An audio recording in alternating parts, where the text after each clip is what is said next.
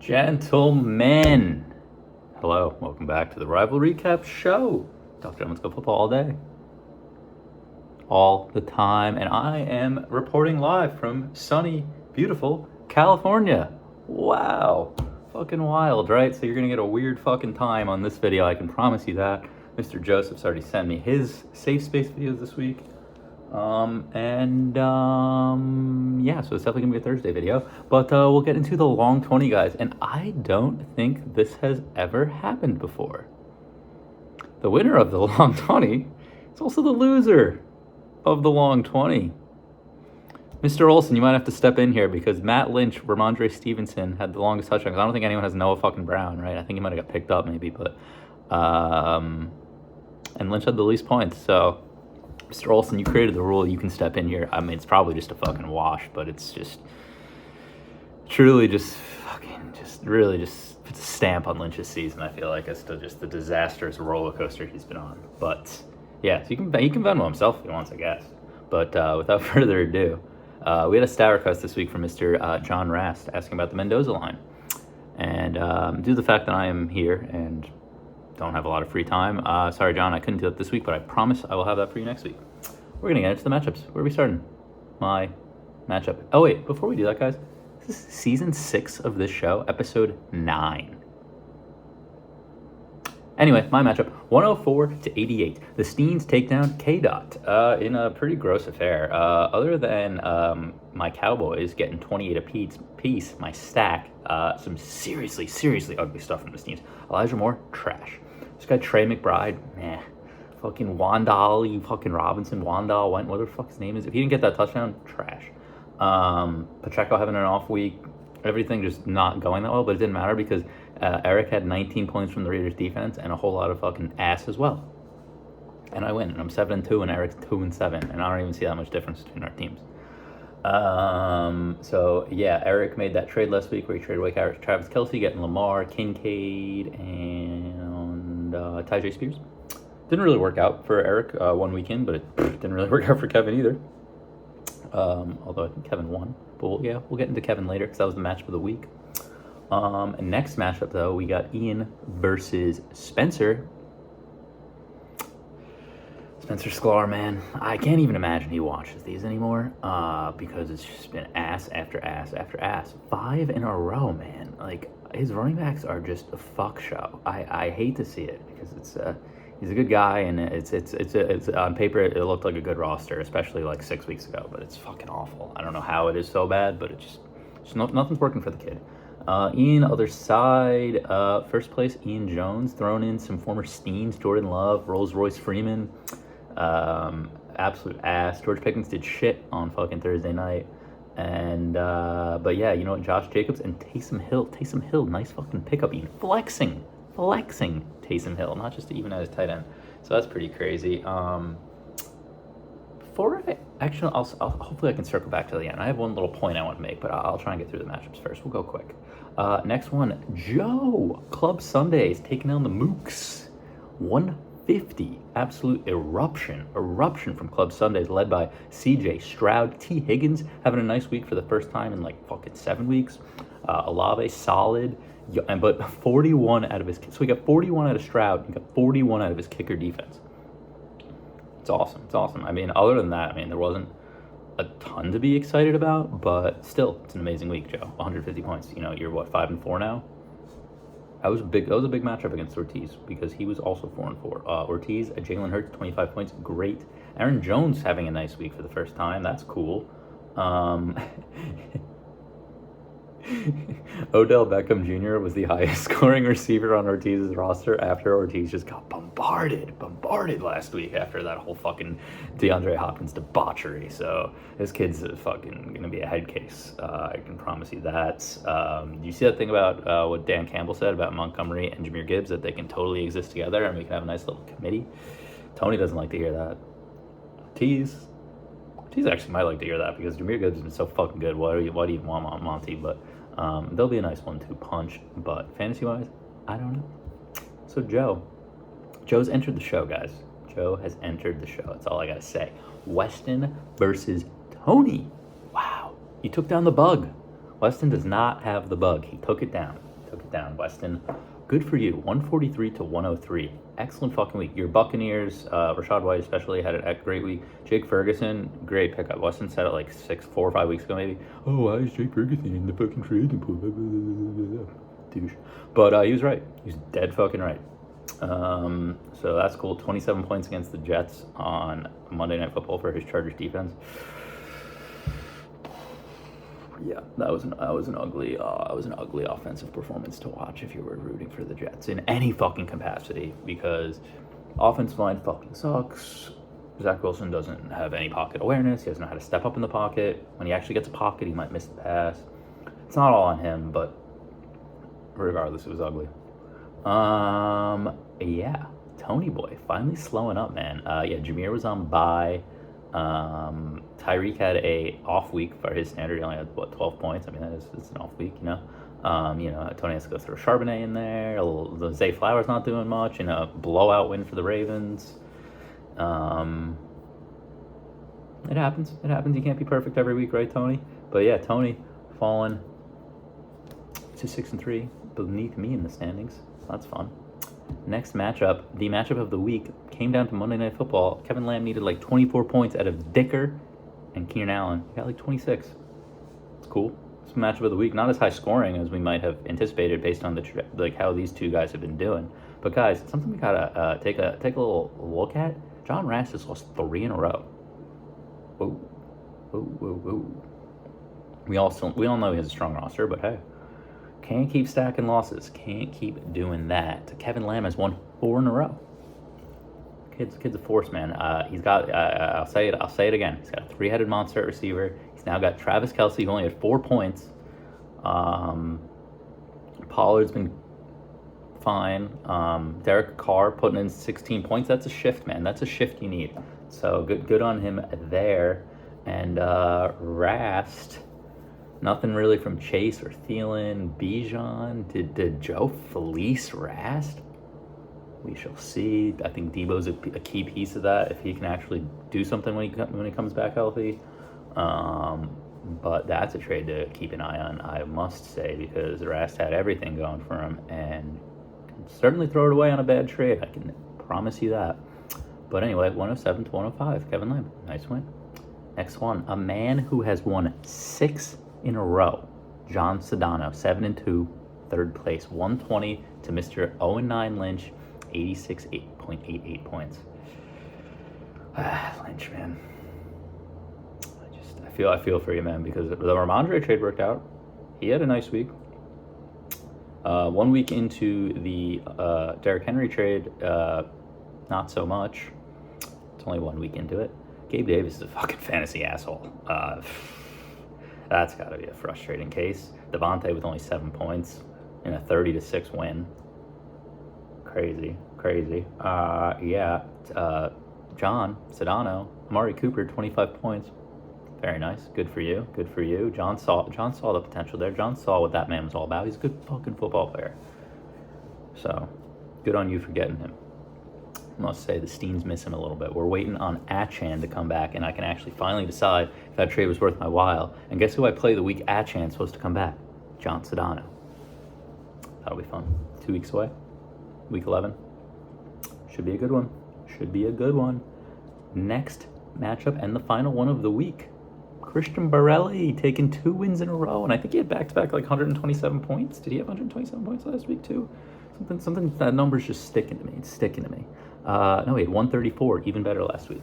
But 127 to Charlie's 101. Guys, I can't believe I didn't start the episode with this. Congratulations, Charlie. We love you. You got engaged, so that's fucking excellent. We love you and Maddie. Congratulations. I apologize for not starting the episode like that. My brain's all fucking boggled and mangled and fucking jet lag and all this shit. I'll probably be awake at like 3 a.m. tonight.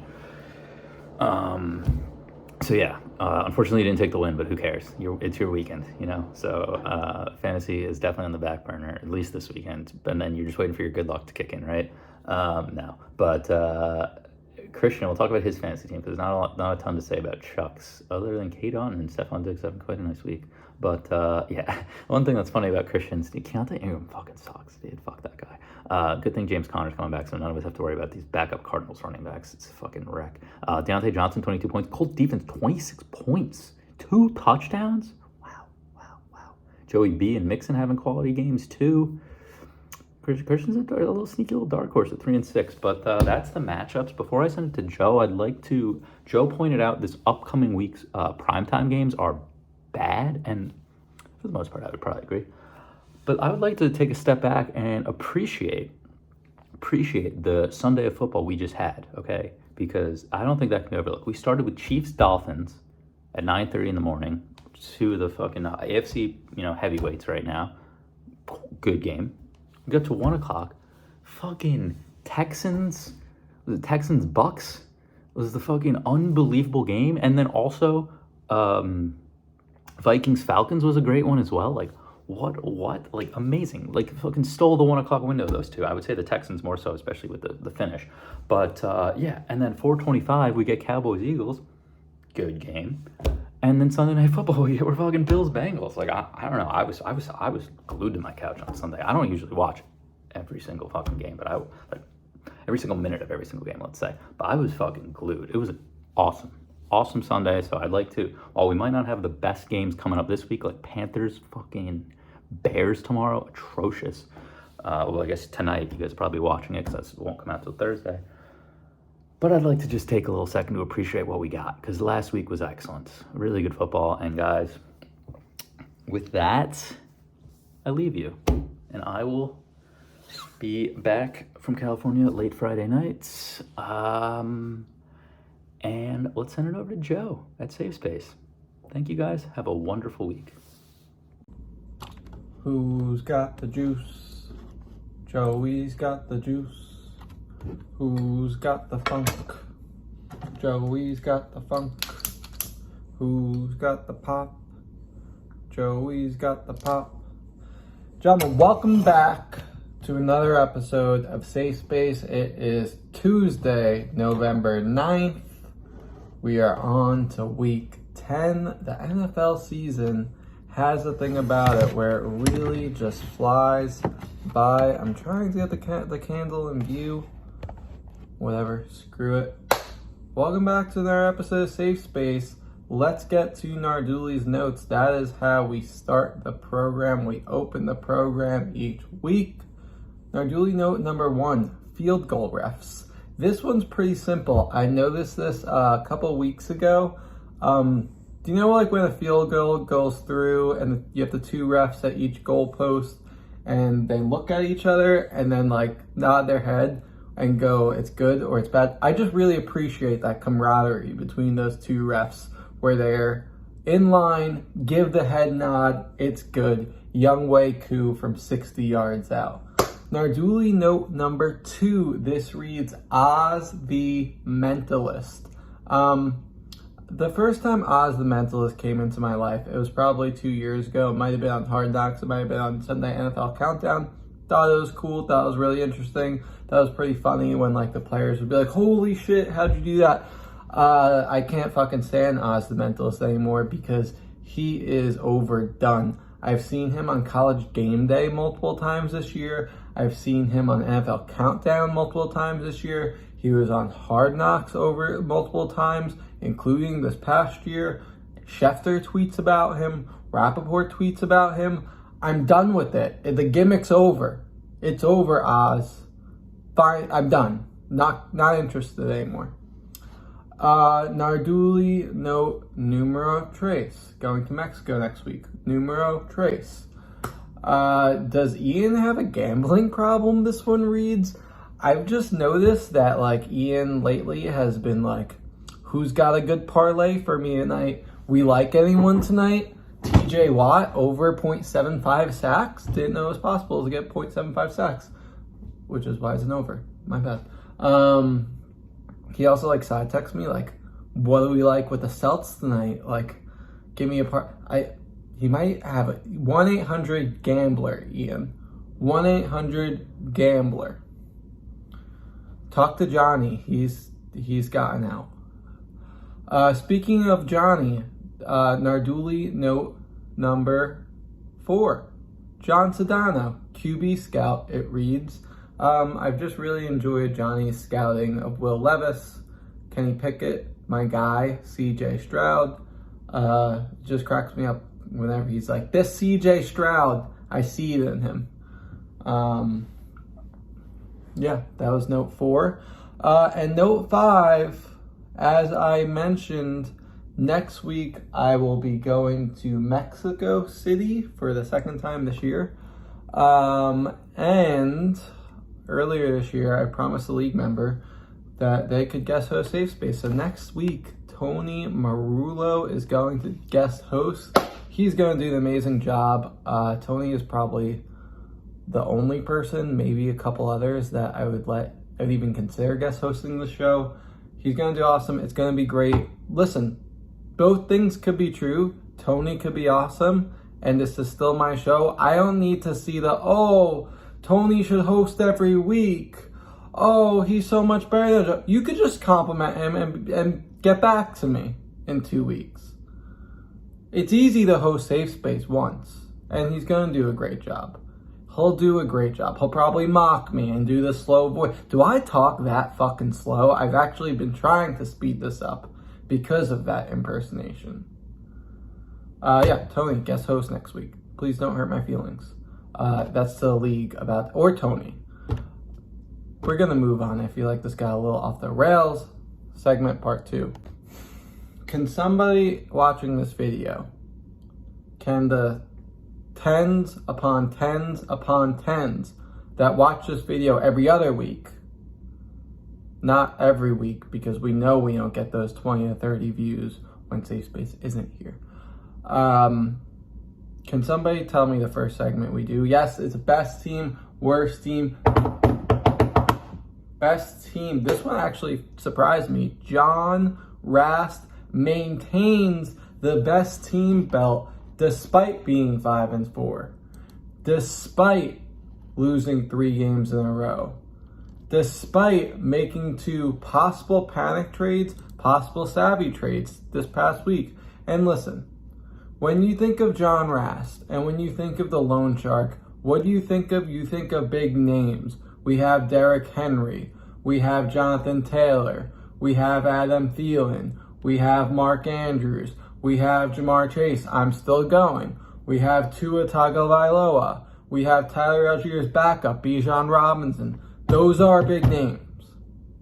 Does John have the highest ceiling in this league? Yes, no question. But John has a super team, and I've done the super team before, and the problem with the super team, it's like you have very little flexibility in managing it, because you're like, what, am I gonna fucking sit Jamar Chase this week? Like, you're afraid to play the matchups. And then it's like hard to make a trade because, you don't have assets to compile to make a trade, and you're not really gonna do 1-for-1. So you feel like every trade that you try to engage with, unless like you're trading a star for 3 pieces, which John doesn't need to do, is like a loss. I think John's going to be team will be good. I will say he has had some of the worst messages in the group chat these past couple weeks. I think a couple weeks ago he was like, questioning life about the DeAndre Hopkins and Brian Robinson for Cooper Kupp, which was such a fucking steal. Questioning, fuck off, John. And then today he was like, I was tossing and turning about losing the toilet bowl. And then fucking bullshit. It was more of a point about running the beer mile in fucking hot weather. Are you kidding me? Listen, John, listen. All year I've been saying, don't get too cocky. Don't get too cocky. I know you've been planning your playoff videos and your championship acceptance speech. 2 weeks ago on this program, you had a submission talking about how your team is on pace to be the greatest team of all time in this league based on points. You were doing the math. I hope you're humbled now, and you better get shit together. Worst team, Matt Lynch. Do I have anything else to say? No. Matchup of the week. Matchup of the week. Matchup of the week. Let's start it out. The Lone Sharks versus Club Sundays. Listen, if you told me 2 weeks ago, 3 weeks ago, that John Rast and I would have the same record, 5-4, 5-4, I would say GTFO. But these little Joeys have some fucking fight in them. We have some fight. This is a matchup of the week candidate. I got some guys on bye. I feel like everyone's got guys on buys. We'll put a pin in that one. Eric Olson versus the Lot Lizards. The Battle of Ravens fan, not matchup of the week. 2-7 versus 7-2. Young Esquires versus Latin Mooks. This Spencer and this James, they love to talk to each other about each other in safe space. But yeah, not matchup of the week here. Spencer's 2-7, James is 4-5. The Steens versus Tokyo Knights. I guess based on records alone, 7-2 Brian Marsh versus 5-4 Michael Weston. Michael Weston's team has righted the ship after a 3-game losing streak earlier this year. I guess this could be matchup of the week, but I mean, does anyone want to watch the Steens on primetime? Like, what's the equivalent of that? Like, is he starting Elijah Moore this week? You can't start Elijah Moore and Eli Dermercado and Chuba Hubbard and Cortland Sutton in the matchup of the week. This is a good one. This is probably the matchup of the week. Team You've Got the Bug, Anthony Marullo 6-3 versus the Jefferson Street Jets. I believe the 10th most points forced, but tied for first place, 7-2, John Sedano. And John, the fucking witch, is playing Tony the week Tyreek Hill is on a bye. Of course. Maybe that will be matchup of the week. Brian's Ryan versus Amon-Ra amongst boys. Charlie's having a rough go of it. He's got a pretty good team, but right now he's out of the playoff picture. Kevin was just matchup of the week, so you can't have back-to-back matchups of the week. So I just made that rule. This is a new segment. I just made it up. Lynch, you're never going to be in the match of the week. We're going to go Club Sundays versus the Lone Sharks for matchup of the week, despite the buys. We got one team that has lost 3 in a row. That's a lot better than the other team that has won 3 in a row. And I think a little caveat here is I don't think I've ever lost to John Rast. So we'll see if we could keep that streak going. Knock on wood there. Let's move to segments. This week's segment is Safe Space Ask Me Anything. Probably one of my favorite segments to do each year. I think I started this last year because I don't really know what's coming in, and it's fun to think on the fly. The first response was not interested in your opinion on anything. Somebody was a little cranky today after the Jets loss. Let's get to the actual questions. What is your lowest and highest moment in the Gentlemen's Club history? So I think the first things that come to mind are the 2 championship losses, both to Eric. I mean, the first year the Gentlemen's Club wasn't what it is today, so that loss didn't really hurt. Last year hurt a lot because it felt like I by far had the best team, and like it felt like my redemption year after losing to Tony in the first round. I think what I realized, I had this like fucking coming to Jesus moment last year, like mid that championship game when my team just wasn't showing up. Where like I think the fact of the matter is that the playoffs require a lot of luck, which you just have to accept. I won money, I guess, for coming in second. I think the lowest moment was losing to Tony in the first round 2 years ago, because he baited me all year to pick him in the first round. I picked him, my team fucking laid a dud, and he got me really good in that video he did. So that was probably my lowest moment. My highest moment, I mean, I feel like your highest moment if you didn't win the league would be like a major upset you had, but like I don't mean to say this in a cocky way. Like in most of the times I've been in the playoffs, I've been like a higher seed, so it's not like I'm like pulling these upsets.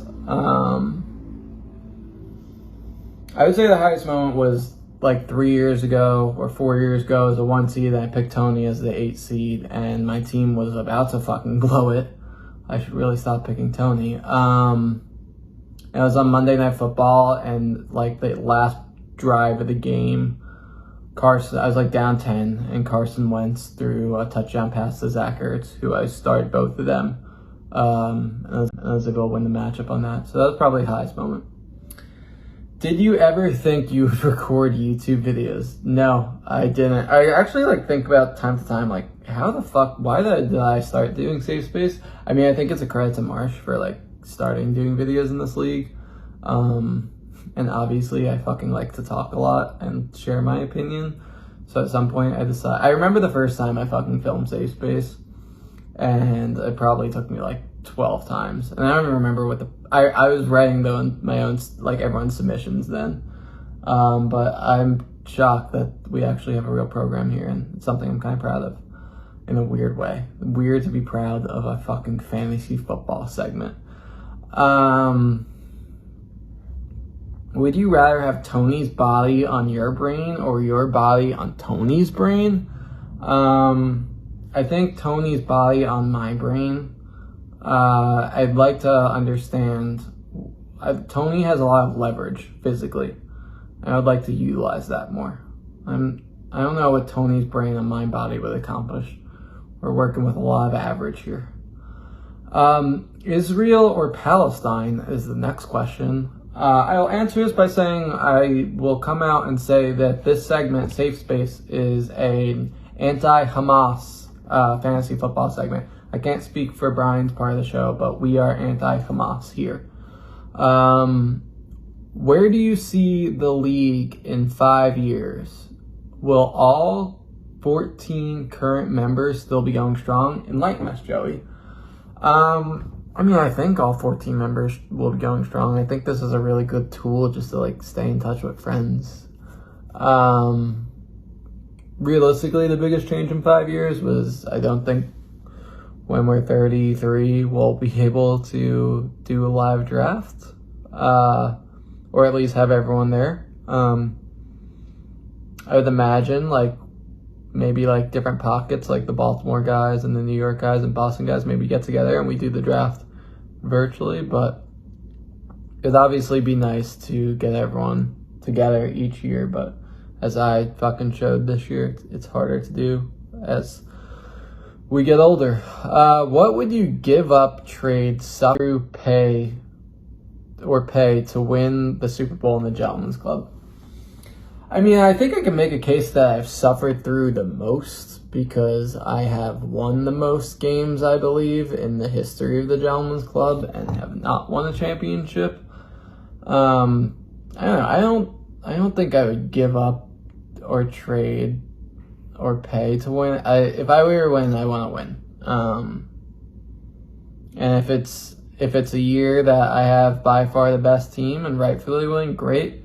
If it's a year that I barely sneak into the playoffs and frankly get lucky in a couple playoff matchups and able to take it out, great. Because either way, it's going to feel nice, hopefully, if it ever happens. But like I said, I think the playoffs takes a lot of luck. So I really am a new believer, and like you really just gotta get in and see what happens. Help, I'm in purgatory hell with my fantasy team and the Jets. What should I do? I mean, I'm a Giants fan who is going through a season hell right now, and we are about to embark on another franchise reset. So I don't really have any sympathy on the Jets point. You're 4-4. Fucking relax. On the fantasy point, I mean, I think you could manage your team one of a couple ways. I think you could be, I think like I'm pretty aggressive with the way I manage my team. As you all know, like I try to make trades and try to improve it. You could do that. Other people in this league, try to just stick to their guys and see if it works out. I mean, that's not what I would subscribe to, especially if you're like 2-7. But I mean, if you want to do that, do that. Or you could just be really indecisive about trades, say you'll do trades and then back out multiple times, and then be really sensitive about being offered trades and bitch and moan like a little child on your fantasy football show. You could do that. I don't know if the Marsh approach works. Who do you think the best pick in the draft was? I thought about this beforehand. I think you could probably be like, oh, the best pick in the draft is whatever that late round pick is that went off. I don't know what round Rafts pick Raheem Mostert in, but sure, that could be the best pick in the draft. I don't think that's the actual best pick in the draft because I think those late round picks have a lot of semblance of luck to them. I think definitionally the best pick in the draft is an early round pick where you kind of put your neck out on the line. And it obviously worked out. And I think that pick this year is Tony picking Tyreek Hill, because when Tony picked Tyreek Hill, I believe he picked him over Cooper Kupp and Jamar Chase, who were all evenly ranked. And I think that conviction has obviously worked out. Tyreek Hill's been the best player in fantasy this year, either him or McCaffrey. So I think that was the best pick of the draft. Where is Jamie during Safe Space? Will she consider making an appearance? I usually send Jamie out on walks, which is where she is right now. When I record late at night, she's just in the bedroom hanging out. I'm pretty sure she could hear me, or chooses not to hear me. I don't know if she'll ever consider making an appearance. Fun fact, Safe Space fun fact, in the first season of Safe Space, when I lived in Octavia Street in San Francisco, Jamie was under my covers in the bed behind me during an episode, and I think you could see one of her feet sticking out. So if you want to go back and find that, you can find that. Predict who makes the playoffs, bowl participants, and winner of each. I'll do toilet bowl quickly. I think Lynch should lose the toilet bowl. I'm very much a believer that the worst team should just lose the toilet bowl. So I hope Lynch loses it. No offense, Lynch. In terms of the playoffs, this actually gets to the point I wanted to make. I really think this season has been extremely unique in the sense that there is a lot of closeness, I think, through 1 through 10, maybe. The best teams, 7 and 2, the 10 seeds, 4 and 5. And I mean, fellas, you look at these 7 and 2 teams, they're not the powerhouses that we've seen historically at the top of their standings. I think my bold prediction that I would make right now is that a 5 through 8 seed will win the championship. So if I look through the 5 through 8 seeds right now, you have Kevin, you have Rast, you have Weston, you have myself. I'm not gonna pick myself. I think Kevin is really being held back by Tony Pollard right now. John Rast is the obvious pick, but I'll go Weston. I think he's got a really solid team, no real weaknesses. And Weston always makes noise in the playoffs. Would you rather have a QB pick of the litter for the Giants, so I assume that means number 1 overall, or a Celtics championship? That is very easy, Celtics championship. And lastly, this question I didn't want to actually answer directly because this is a YouTube video that's put on the internet. So I'm going to answer it and you all can figure out what the question is. It's, for context, what Gentleman Club member do you think is the best and worst at doing this specific thing? We could go worst first. My mind immediately went to who's a picky eater. Spencer's a very picky eater. Ian has been a picky eater in the past. But then I remembered when reflecting on this question that Christian once told me that he could do this to finish in 15 seconds. And once he told me that, I immediately knew he was the worst at doing this. The best, I would probably say whoever has been with their wife, girlfriend, fiance the longest. Weston doesn't have a lot of variety though. Rast, sure. Kevin, to each your own. Wow, this was a 12-minute segment. That's gonna be annoying to cut up. Safe space.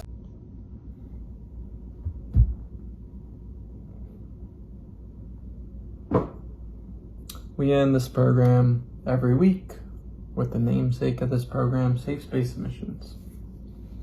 My team has eaten all the rat poison from best team votes.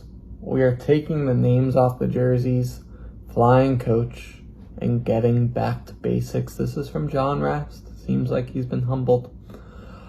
This game will humble you. This is the next submission from someone else. This game will humble you quick. I've been talking a fair amount of shit to my opponents over the past few weeks, almost assuming victory with every matchup.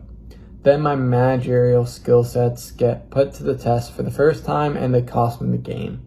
Gotta remember where I came from and stay gritty and remember how hard it is to be good in this league.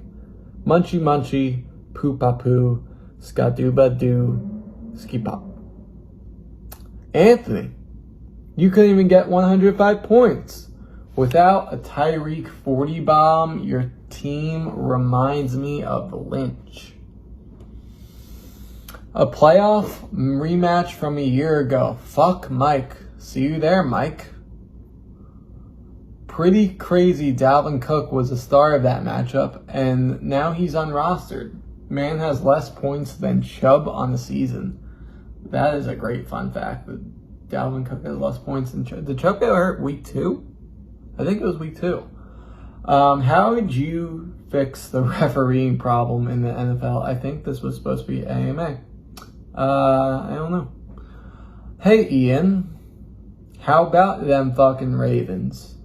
Also, remember when I forgot that you won a ring? I actually was going to write in the group chat this week that I think the Ravens are like really fucking good. But I didn't. Battle of Ravens fans. Best of luck, Eric. Consider being more vocal in the chat. Tell Borelli that it's only a matter of time before A, I get a win, or B, I get a gun. Matt Lynch, consistently the best safe space submissions for this part of the safe space.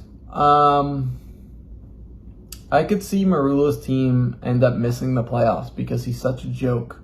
I'll never take him seriously in fantasy football. Second to last one, Rast teetering confirmed. NFL comp is Buffalo Bills. And finally, congratulations, Chuck and Matt. Ugh, sorry, Charlie, fucked that up. Congratulations, Chuck and Maddie. Nice work. Congrats, Charlie. Godspeed.